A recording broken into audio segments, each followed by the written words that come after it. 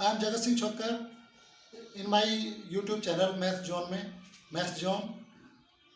Today we have started new chapter linear equation in two variable of class 9. In the last classes 8th class you have learnt linear equation in one variable.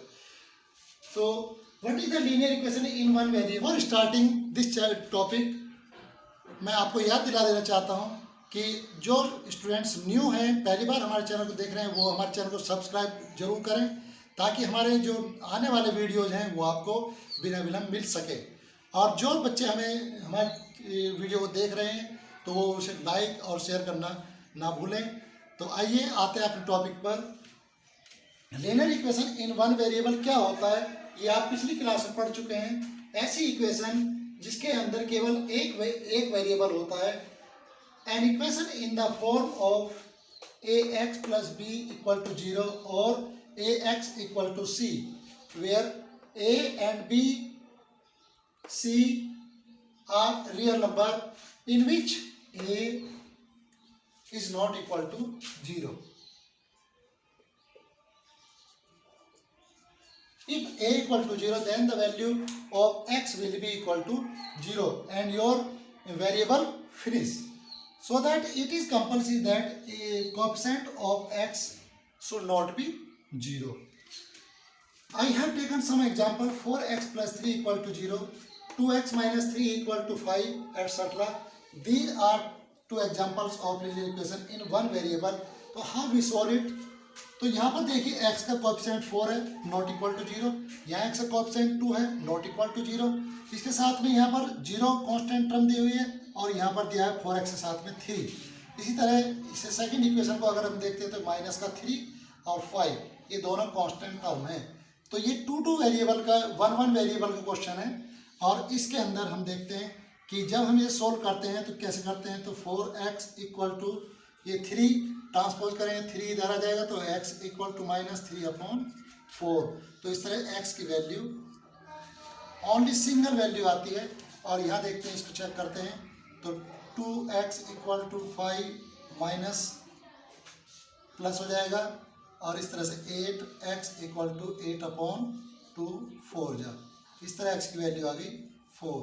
तो ऐसे जितने भी single equation है जो one variable वाली equation होगी उनका सभी का सॉल्यूशन केवल एक आएगा। Only one solution you have seen. तो इसी तरह से अब हम देखते हैं कि जब इस इक्वेशन के अंदर एक सॉल्यूशन आता है और इसको हम बोलते हैं जीरो और solution of the linear equation. अब बात करते हैं linear equation in two variable.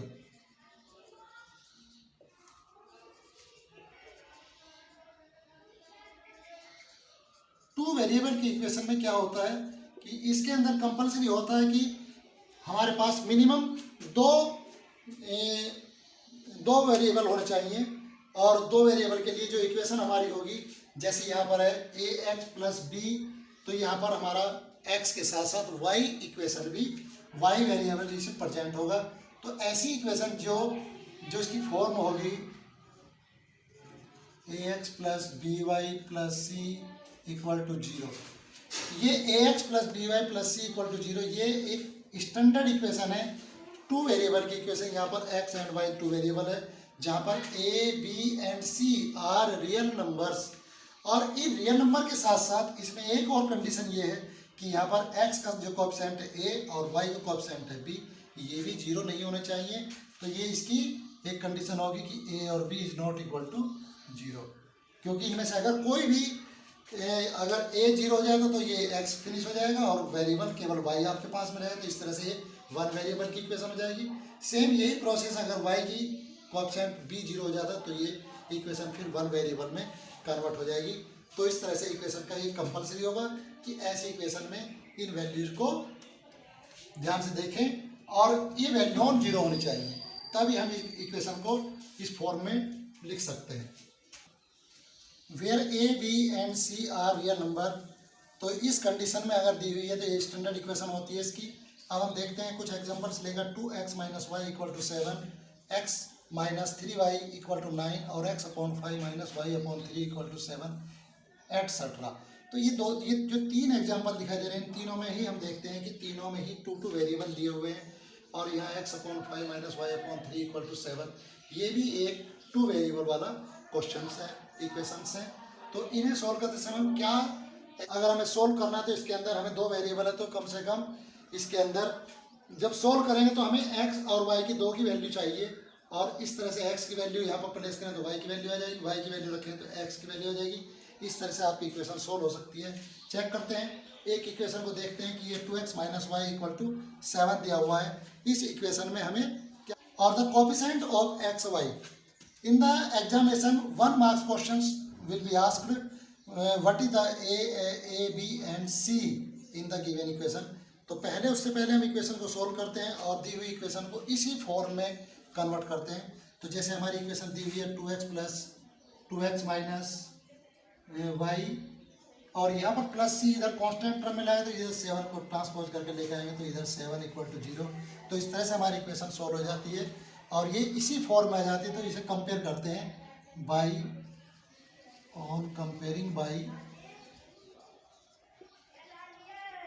ax + by + c = 0।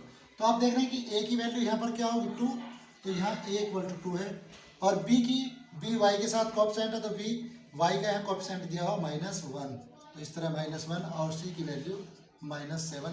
तो a की वैल्यू 2, b की वैल्यू -1 और c की वैल्यू -7। तो इस तरह से हम इसके कोएफिशिएंट निकाल सकते हैं और हमको एक नंबर इसमें इस तरह से मिल जाता है।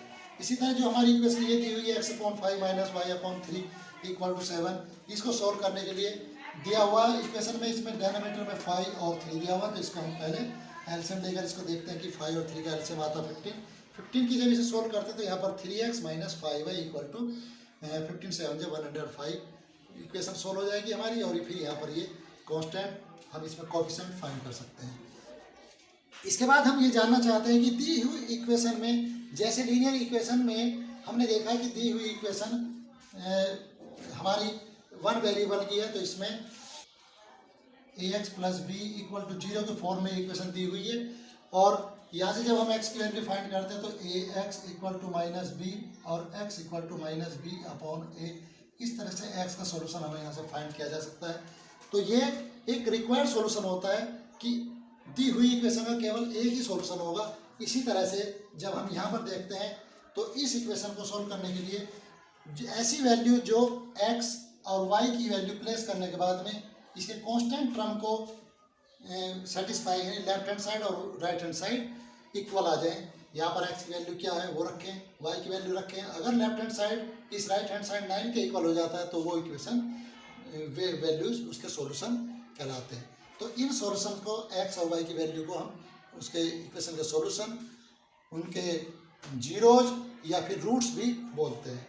तो हम यह जानना चाहते हैं कि क्या एक इक्वेशन के एक से ज़्यादा सॉल्यूशन हो सकते हैं, तो उसके लिए इक्वेशन को सोल्व करना जरूरी होगा। और तो 2x + 3y = 12 और x/5 - y/3 = 7, ये हमने दो इक्वेशन ली। तो पहली इक्वेशन को हम सोल्व करके देखते हैं कि क्या इसके सॉल्यूशंस पर क्या क्या बनते हैं या किस तरह से हम सॉल्यूशन क्या फाइंड कर सकते हैं। तो 2x + 3y = 12, तो इस तरह से जो इक्वेशन को हम सोल्व करें तो सबसे पहला हमारा काम होता है कि पहले हम सीखते हैं कि ग्राफिकली कैसे इसको हम रिप्रेजेंट करते हैं। तो ग्राफिकली सोल्व करने के लिए इसको चेंज करते हैं y की फॉर्म में।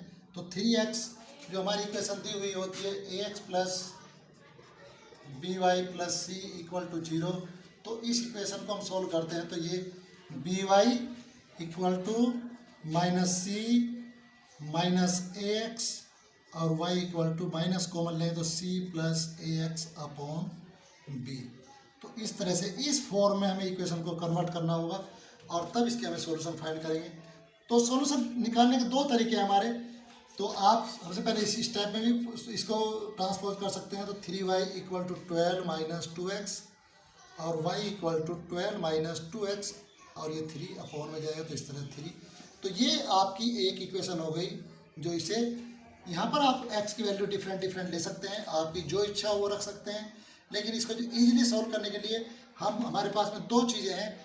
तो जो हमारा ग्राफिकल होता है तो ग्राफ पे x एक्सिस और y एक्सिस को एक बार x को 0 रख लेते हैं, एक बार y को 0 रख लेते हैं। तो इस तरह हमारे दो सॉल्यूशन इजीली बन जाते हैं। तो चेक करते हैं इसके सॉल्यूशंस को, कितने सॉल्यूशन ये बनते हैं इसमें। तो पुट x इक्वल टू 0, अगर आप x की वैल्यू इसमें 0 रखें तो y की वैल्यू क्या हो जाएगी, 12 माइनस 2 इंटू 0/3, इस तरह 12, 2 इंटू 0 0, 3 3 4 जो 12, इस तरह से y की वैल्यू 4 आती है। अगर हम यहाँ पर पुट x इक्वल टू 1 कर दें तो 2 1 जब 2, 12 में से 2 जाकर 10 बचे, तो 10 3 से डिविजिबल नहीं है, इसीलिए इसको नहीं रखते हैं। तो 2 चेक करते हैं रख के, तो यहाँ पर 2 रखा तो कितना हो जाएगा, 2 2 जा 4, 12 में से 4 गए तब भी नहीं आता है।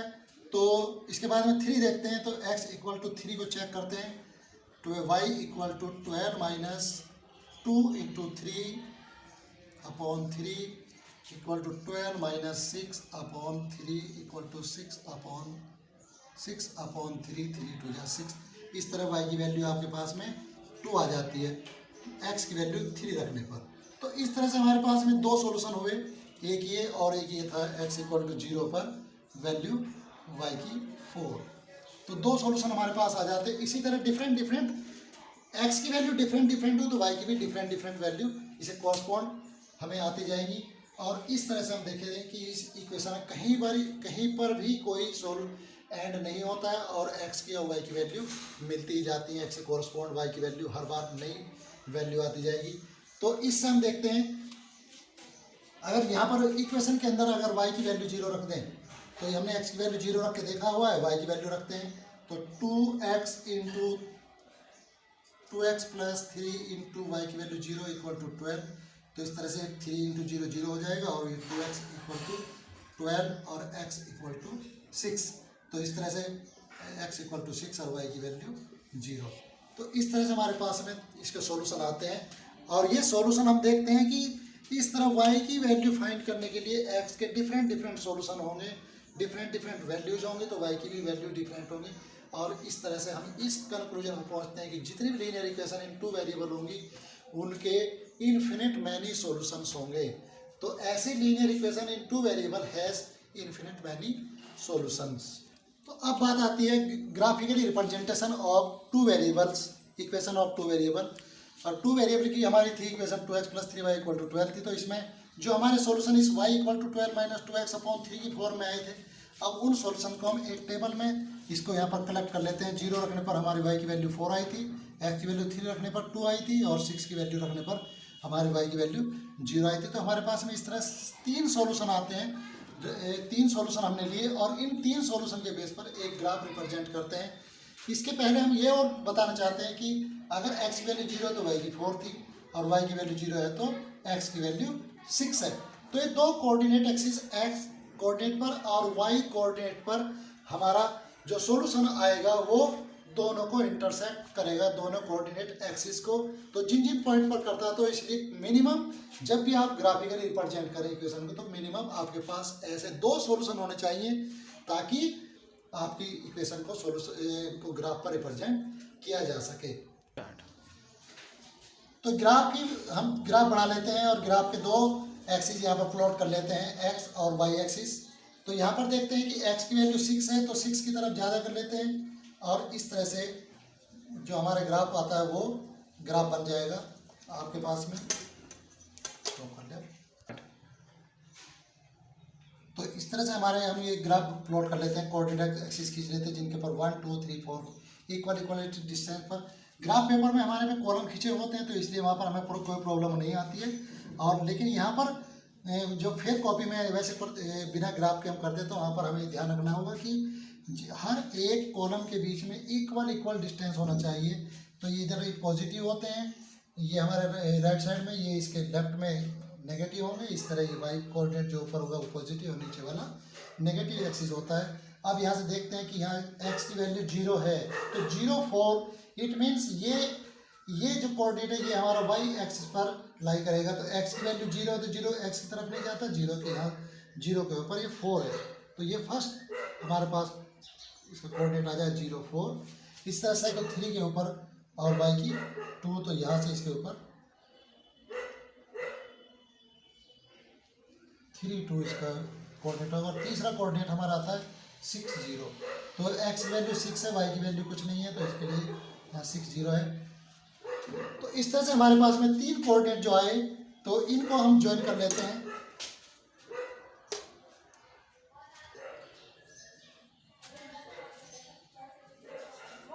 इस तरह से हमारे पास में ग्राफिकली इसका रिप्रेजेंटेशन हो गया और हमने इसको लाइन खींची।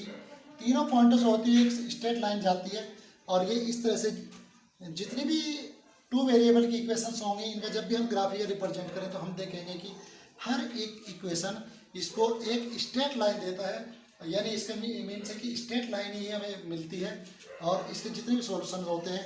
अब अगर आपको ग्राफिकली लाइन दी हुई है, अगर उसी से सॉल्यूशन फाइंड करने हैं, इक्वेशन आपको नहीं दी हुई है, तो उसका क्या होगा? उसके लिए आप देखेंगे कि यहाँ से आपके 4 है, 4 के ऊपर एक परपेंडिकुलर लाइन डाली और उसके फिर यहाँ से इसके सामने लाइन डाली, तो 4 1 भी इसकी एक सॉल्यूशन होगा। इस तरह 5 के सामने दिया होगा तो यहाँ पर ये सॉल्यूशन निकल सकता है, यहाँ से ये सॉल्यूशन है, ये 2 के ऊपर कहाँ पर जाता है, तो इस तरह से डिफरेंट सॉल्यूशंस आपको इसके मिल जाएंगे।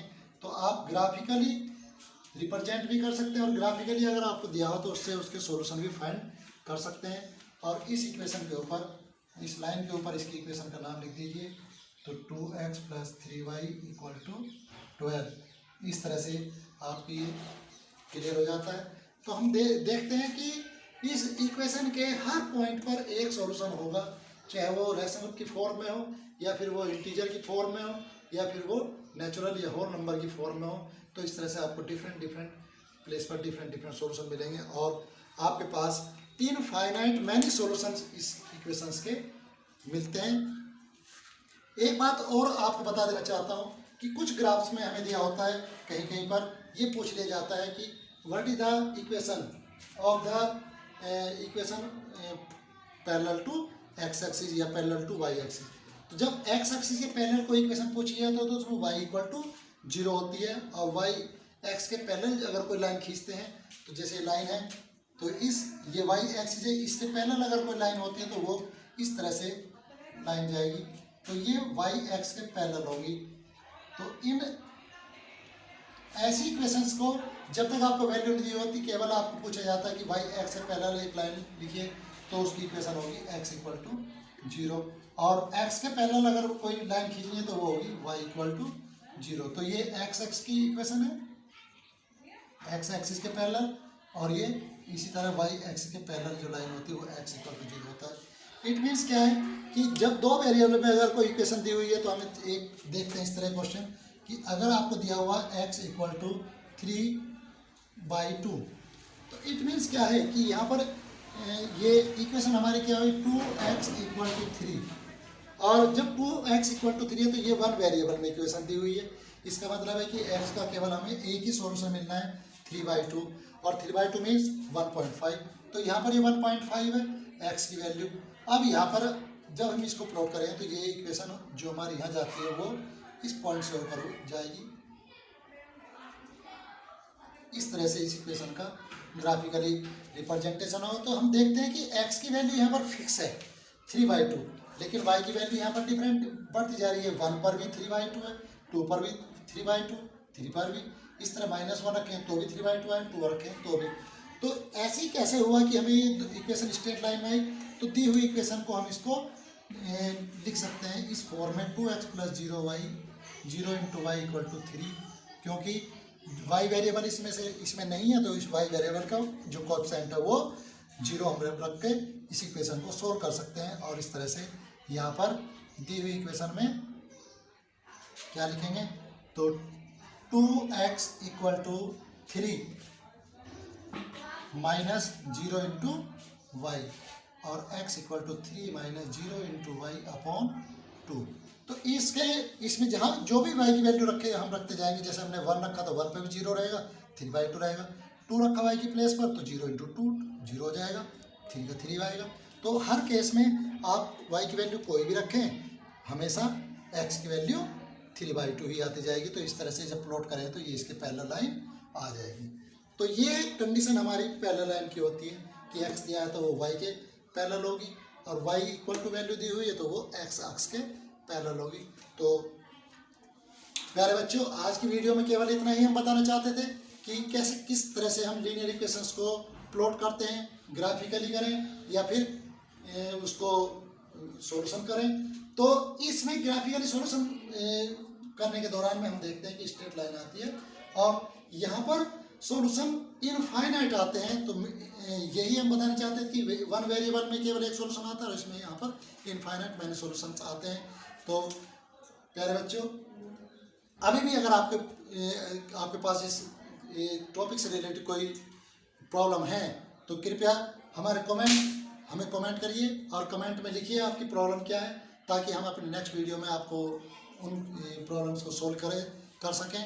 और अभी भी जिन बच्चों ने हमारे चैनल को सब्सक्राइब नहीं किया वो चैनल को सब्सक्राइब जरूर करें, तथा अगर आपकी वीडियो अच्छी लग रही है तो शेयर करें और लाइक करना ना भूलें। तो थैंक्स फॉर वॉचिंग।